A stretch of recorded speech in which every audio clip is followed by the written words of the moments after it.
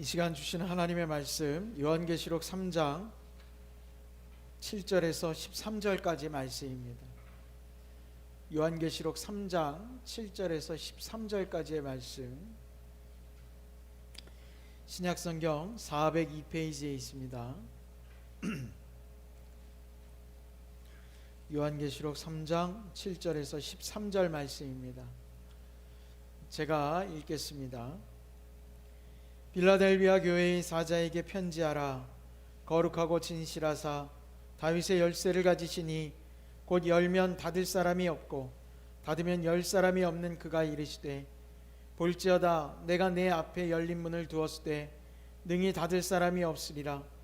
내가 내 행위를 아노니 내가 작은 능력을 가지고서도 내 말을 지키며 내 이름을 배반하지 아니하였도다. 보라, 사탄의 회당 곧 자칭 유대인이라 하나 그렇지 아니하고 거짓말하는 자들 중에서 며칠 내게 주어 그들로 와서 내 발 앞에 절하게 하고 내가 너를 사랑하는 줄을 알게 하리라. 내가 나의 인내의 말씀을 지켰은즉 내가 또한 너를 지켜 시험의 때를 면하게 하리니 이는 장차 온 세상에 임하여 땅에 거하는 자들을 시험할 때라. 내가 속히 오리니 내가 가진 것을 굳게 잡아 아무도 내 면류관을 빼앗지 못하게 하라. 이기는 자는 내 하나님 성전의 기둥이 되게 하리니 그가 결코 다시 나가지 아니하리라. 내가 하나님의 이름과 하나님의 성 곧 하늘에서 내 하나님께로부터 내려오는 새 예루살렘의 이름과 나의 새 이름을 그 위에 기록하리라. 귀 있는 자는 성령이 교회들에게 하시는 말씀을 들을지어다. 아멘. 할렐루야. 하나님의 영광이 여러분들 안에 충만하시길 간절히 축원합니다. 자, 우리 2022년 새해 표가 앞에 현수막에도 적혀 있는데요. 우리 한번 같이 읽어볼까요? 제가 먼저 읽겠습니다. 건강한 교회, 행복한 가정. 네, 한 번 더 할까요? 건강한 교회, 행복한 가정. 여러분 꼭 건강한 교회와 행복한 가정 소망하시고 이루시길 축원합니다. 외우지 않으려고 해도 여러분 짧은 얘기니까 금방 외우실 수 있을 것 같아요. 우리가 표를 나눈다는 것은 전 그런 생각을 합니다. 하나의 기도의 제목을 가지고 우리가 같이 기도할 수 있는 중심이 되는 게 전 교회의 표라고 생각해요. 올 한 해 여러분 교회를 위해서 기도하실 때마다 우리 표를 꼭 되새기시면서 기도해 주시기를 주의 이름으로 부탁을 드리겠습니다. 고대 로마 시인 유베나리스라는 사람이 이런 말을 했어요. 건강한 육체에서 건강한 정신이 깃든다 라고 이야기를 했습니다. 그가 이야기했던 것을 제가 10분 다 이해할 수는 없지만 결국 우리의 육신과 영이 모두가 건강해져야지 어느 것 하나만 건강하다고 해서 다 건강하다고 이야기할 수 없음을 이야기하는 것 아니겠는가, 그런 생각을 해요. 영과 육은 우리가 서로 교감을 가지고 서로 소통하는 관계, 어떻게 보면 하나의 관계의 모습이라고 생각하거든요.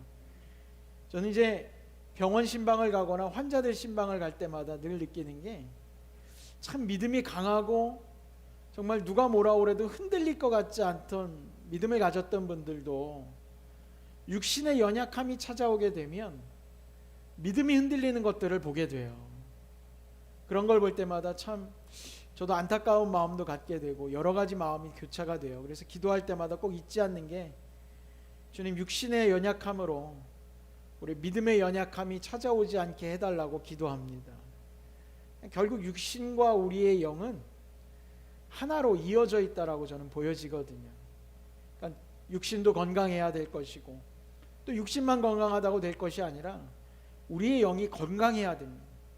그래야 우리의 영이 건강한 대로 육신이 따라가게 되거든요. 우리의 영이 병들어 있으면 결국 육신도 언젠가는 병들어 가게 되어 있어요. 세상의 것들, 즐겨하는 것들, 세상의 즐거움, 그 세상의 즐거움에 푹 빠져 살다 보면, 가만히 들여다보면 육신의 건강을 이야기하기가 어렵더라고요. 그러니까 세상의 즐거움보다는 하늘나라의 즐거움에 여러분 흠뻑 빠지시기를 간절히 소망합니다. 그것이 우리의 육신의 건강도 허락할 거라고 저는 믿습니다. 물론 육신이 건강해야 믿음이 좋아진다는 이야기는 아닙니다. 오해 없이 들으셨으면 좋겠어요. 그래서 우리가 건강한 교회를 꿈꾼다라고 하는 건 결국 외형적으로만 보기 좋아지고 또 수적으로만 부흥했다고 해서 그 교회가 건강하냐라고 이야기했을 때 그 또한 건강하지 않더라고요. 제가 목회를 하면서 여러 가지 마음을 느끼는데요. 어떻게 보면요, 이 목회자잖아요. 저도 목사잖아요. 목사의 입장에서 교회를 보고 교인들을 바라볼 때마다 우리 교회 안에서 가끔은 가장 멍청한 사람이 누굴까라고 생각하면요, 목사 같아요. 전 제가 가장 멍청하다고 생각할 때가 가끔 있어요. 야, 내가 우리 교회에서 내가 제일 멍청한 것 같아. 왜냐하면 목사가 교회에 대해서 제일 많이 알고 성도들의 마음도 제일 많이 알 거라고 생각하는데 아니더라고요. 제가 멍청해서 그런지 모르겠어요. 다른 목사님들은 모르겠어요. 근데 가끔은 제가 제일 바보 같을 때가 있어요. 왜냐하면 성도들이 목회자하고 만나서 이야기할 때도 목사님 괜찮습니다, 괜찮습니다 이야기하는데, 그러니까 저는 그게 정말 괜찮은 줄 알고 있을 때가 있거든요. 근데 나중에 시간이 지나고 나면 괜찮은 게 아니었어요. 참 병들어 있고 힘들어하고 고난 가운데 있는 걸 제가 미처 눈치채지 못했다고 생각될 때가 있어요. 그럴 때마다 참 내가 멍청했구나, 내가 어리석었구나, 그들의 아픔을 보고 그들의 마음을 읽을 줄 알았어야 하는 건데 내가 참 무지했구나, 그런 마음을 가질 때가 있어요. 여러분, 교회가 뭐 병들었다는 표현은 그렇지만 건강치 못한 건요, 쉽게 밖으로 드러나지 않습니다.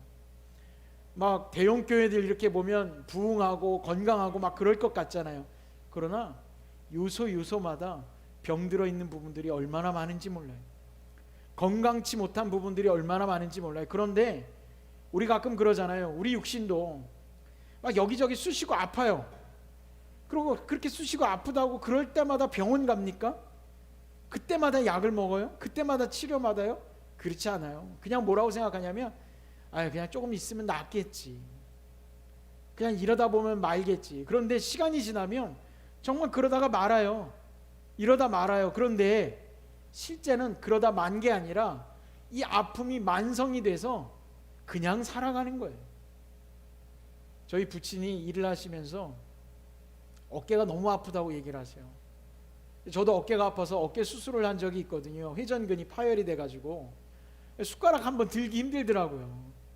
그러니까 찬양 인도를 해야 되는데 목사가 마이크를 들어야 되는데 마이크를 들고 있는 게 너무 힘든 거예요. 처음에는 조금 아프다 말겠지, 진통제 먹고 이렇게 차일피일 미루다가 그것이 1년 2년이 지나고 몇 년이 지나니까요, 이 마이크를 하나 드는 게 힘든 거예요.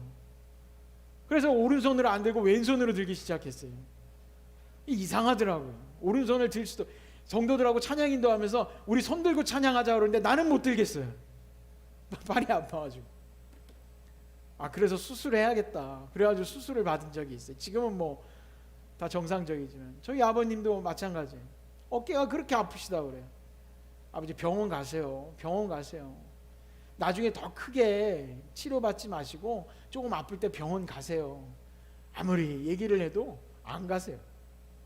이러다 말겠지, 이러다 말겠지. 근데 이러다 말겠지가 아니라 그 아픈 통증이 만성이 되는 거거든요. 그리고 그 아픈 거하고 같이 내가 살아가는 거예요. 그런데 가만히 보면 교회도 마찬가지예요. 때로는 힘들어하고 때로는 연약해져가는 부분들이 있어요. 그런데 그것들을 우리가 과감하게 치료받지 못하고 그냥 원래 이런 거야, 그냥 이렇게 사는 거야, 신앙도 이런 거야 라고 생각하다 보니까 여러분, 그 아픔을 만성으로 가지고 갈 때가 있어요. 사랑하는 성도 여러분, 우리 교회 안에 모든 것들이 건강해지길 간절히 소망합니다. 이 건강에 대해서 이야기하면 그럼 우리 교회가 병들어 있다는 건가 이렇게 생각할지 몰라요. 그런데요, 여러분 가만히 보세요. 사람도요, 병든 사람하고 건강한 사람하고 이야기할 때 건강한 사람이 건강을 이야기하는지 병든 사람이 건강한 것을 이야기하는 건지 한번 찾아보세요. 오히려 건강한 사람이 건강에 더 관심을 가져요.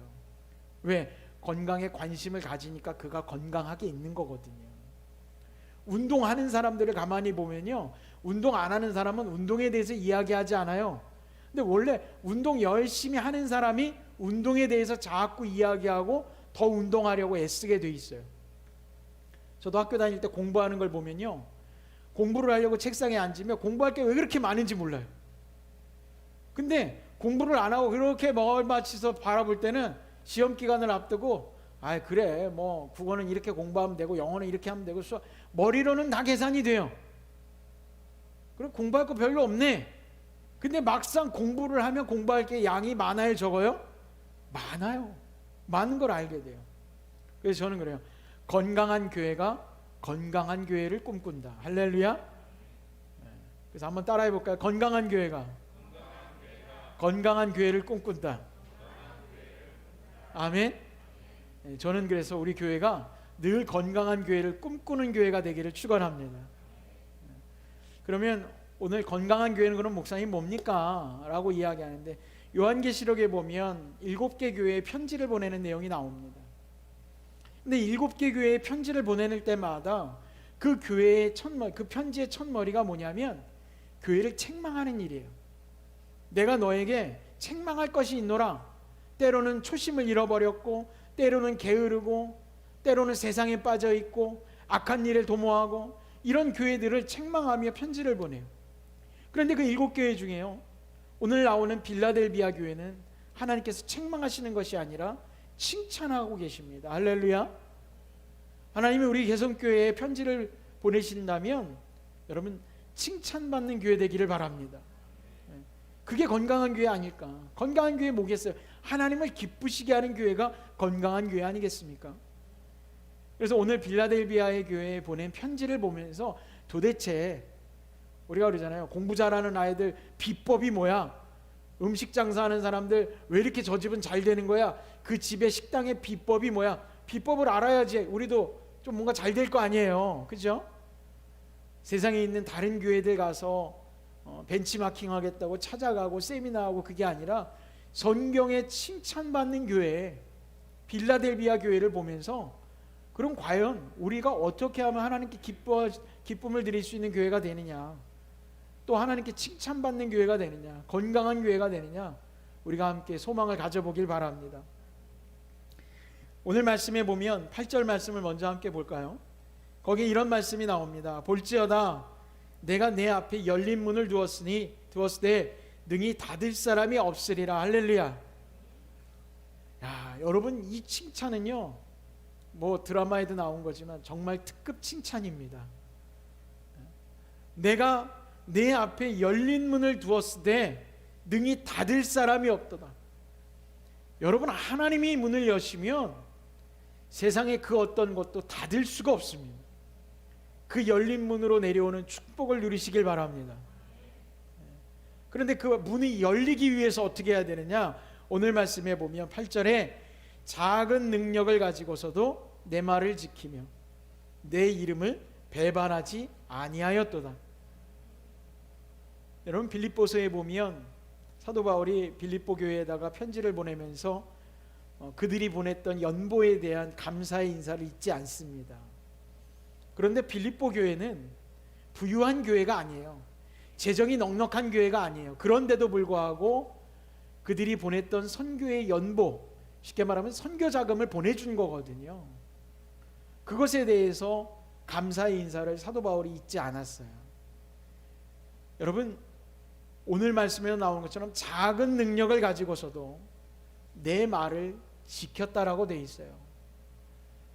여러분 우리의 힘이, 우리의 능력이 뛰어나야지만이 대단한 일을 할 수 있는 것 아닙니다. 하나님 앞에 볼 때 내 믿음이 뭔가 대단한 믿음이 돼야 되고, 내가 직분으로 따지면 집사가 되고 권사가 되고 장로가 되고 내가 목회자쯤 돼야 그런 믿음을 보일 수 있는 거 아니냐? 가끔 성도들하고 이야기할 때 보면 그런 말이에요. 아, 목사님이니까 그렇게 하시죠. 목사님은 그렇게 하세요. 전 그렇게 못하겠어요. 그런데 여러분 하나님 앞에 영광을 돌리는 건 직분 따라가는 거 아닙니다. 믿음의 분량대로 우리가 이야기하지만 믿음의 분량이 모든 것들을 결정하지 않아요. 작은 능력을 가지고 있어도 분명한 건 하나님의 말씀을 지키는 것, 여러분 능히 감당할 수 있습니다. 우리가 가끔 큰 교회를 이야기하고 큰 교회를 소망할 때가 있어요. 부흥이라는 걸 이야기하다 보면 어쩔 수가 없거든요. 그런데 여러분, 사람이 많이 모이고 교회가 크고 번성해야지만 하나님의 일하는 거 아닙니다.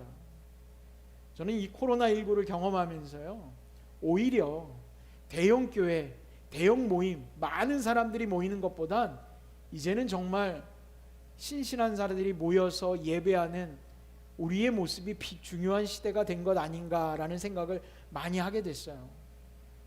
여러분 식당도 가보세요. 단체 예약은 받질 않아요. 4인 이상은 뭐 들어갈 수 없다고 그래요. 어제도 저희 집 식구들이 밥을 먹으러 식당에 갔는데요, 저희는 밥 먹으러 갈 때마다 등본을 가지고 다녀야 돼요. 왜냐하면 저희 식구만 해도 5명이거든요. 그러니까 4인 이상 모임이 안 되니까 갈 때마다 등본을 보여줘야지 돼요. 우리 식구 맞아요 하고. 이제 많이 모이는 것이 중요한 때가 아니라 모여 예배하는 것이 중요한, 본질의 의미를 깨닫는 시대가 되어가고 있는 것 아닌가, 저는 그런 생각을 합니다.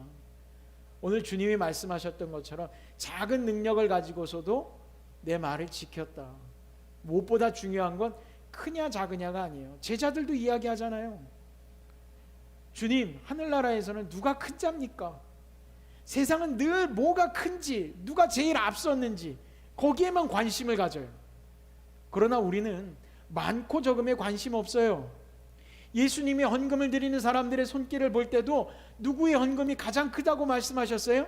과부의 두렙돈이에요. 두렙돈이라는 건 뭐냐면 과부의 동전 한 입이라는 얘기예요.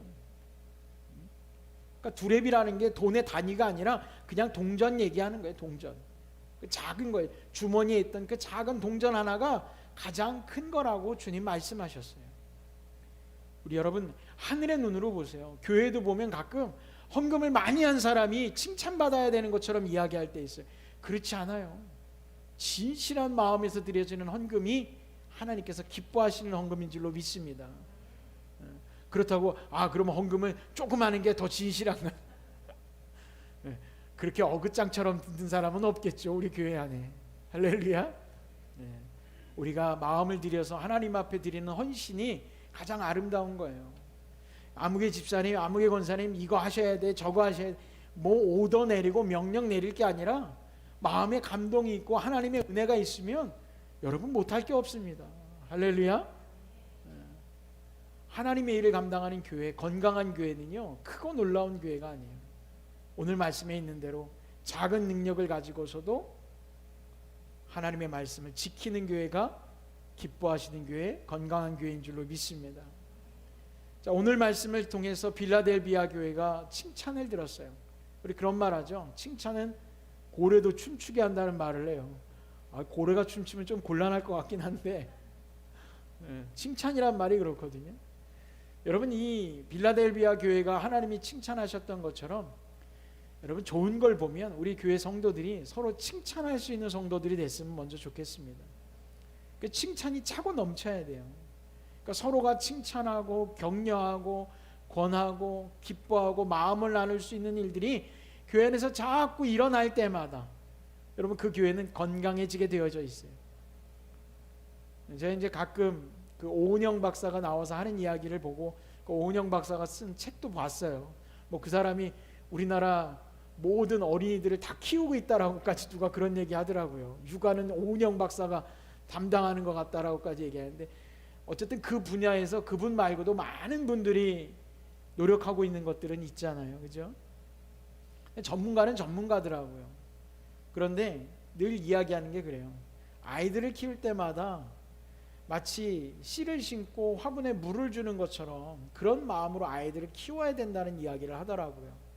전 참 그 말에 공감하면서 오늘 말씀에도 보면 인내라는 말이 나오고 있어요. 10절에 보면 내가 나의 인내의 말씀을 지켰은즉 이라고 되어 있어요. 여러분 하나님의 말씀을 지켜 행하기 위해서 우리는 인내의 때가 반드시 필요합니다. 그 인내의 때를 통해서 우리가 얻을 수 있는 것이 뭐겠어요? 결국 그 인내를 통해 얻어질 열매에 대한 소망 아니겠습니까? 그 소망 가운데 하나님의 역사가 나타나는 것이잖아요.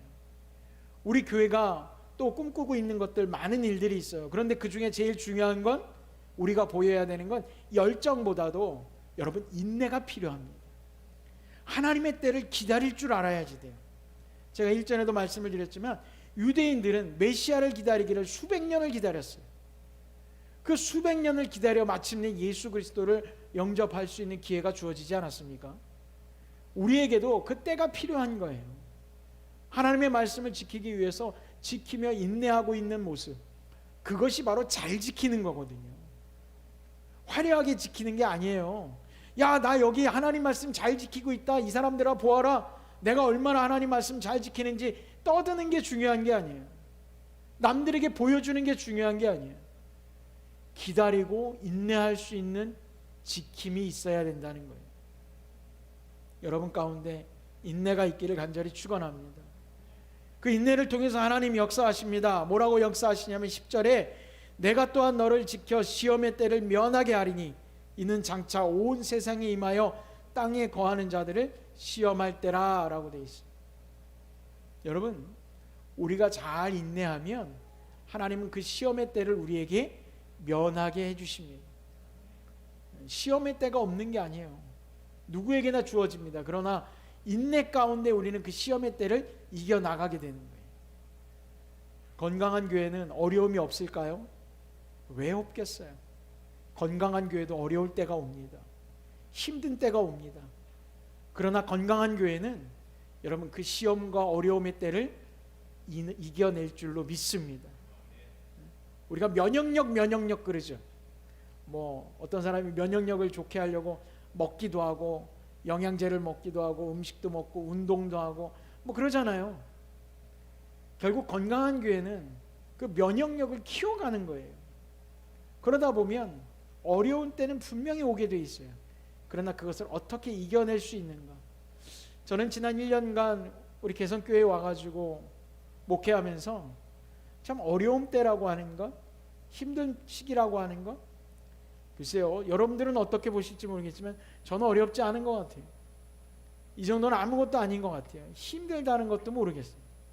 그냥 이 모든 것들이 잘 견디고 시간을 보내면서 우리가 말씀을 지켜 행하면 분명한 건 하나님의 영광의 때를 우리에게 날마다 주고 계시더라는 거예요.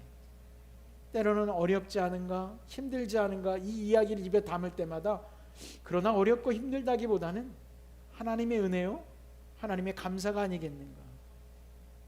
여러분들이 지금까지 우리 믿음의 재단을 30년이 넘도록 여러분들 함께 예배하며 지켜 행할 때마다 얼마나 어려운 시기들이 많았겠습니까? 그러나 변함없이 오늘도 우리는 이곳에서 예배하고 있습니다. 앞으로도 우리는 변함없이 이곳에서 예배하게 될 줄로 믿습니다. 또한 어려운 때도 오겠죠. 그러나 우리가 인내하고 잘 지켜내면 하나님이 이겨내게 하실 겁니다. 또한 오늘 말씀 가운데 우리가 함께 보면서 함께 느끼기 원하는 것은 뭐냐면요, 하나님께서 11절 말씀에 보면 내가 가진 것을 굳게 잡아 아무도 내 면류관을 빼앗지 못하게 하리라 라고 되어 있어요. 여러분, 하나님께서 우리에게 주신 면류관 절대로 빼앗기지 않게 하실 줄로 믿습니다. 하나님께서 허락하신 건 그 누구도 빼앗을 수 없는 거예요. 왜냐하면 그게 하나님 뜻이니까. 우리 말씀을 시작하면 그랬잖아요. 하나님께서 내게 열린 문을 두었으니 그 누구도 닫을 수 없다라고 말씀하셨잖아요. 하나님께서 허락하신 면류관은 아무도 뺏어갈 수 없는 거예요. 내가 잘해서 뺏어가지 못하는 게 아니라 하나님께서 하사하신 것이기 때문에 뺏어갈 수 없다라는 걸 알아야지 돼요. 그게 하나님의 계획입니다. 근데 우리 사람들은요 착각을 해요. 뭐냐면 하나님이 허락하신 영광의 때가 사라질까 봐 두렵기도 해요. 하나님이 주신 은혜의 모습이 약화될까 봐 두려워할 때도 있어요. 그런데 오늘 말씀에 빗대면 여러분 그 두려움은 인간적인 마음이에요. 물 위를 걸어가던 베드로가 물속에 빠져갈 수밖에 없었던 마음이 바로 그 마음이라는 거예요. 예수님이 명하셔서 물 위를 걸어오라고 말씀하셨다면 무엇을 두려워하겠습니까? 하나님께서 우리에게 은혜의 때를 주셔서 면류관을 주셨다면 우리가 뭘 걱정하고 두려워하겠어요? 하나님이 것인데. 저는 가끔 목회를 하다가 어려운 시기를 만나면 저 그렇게 기도해요.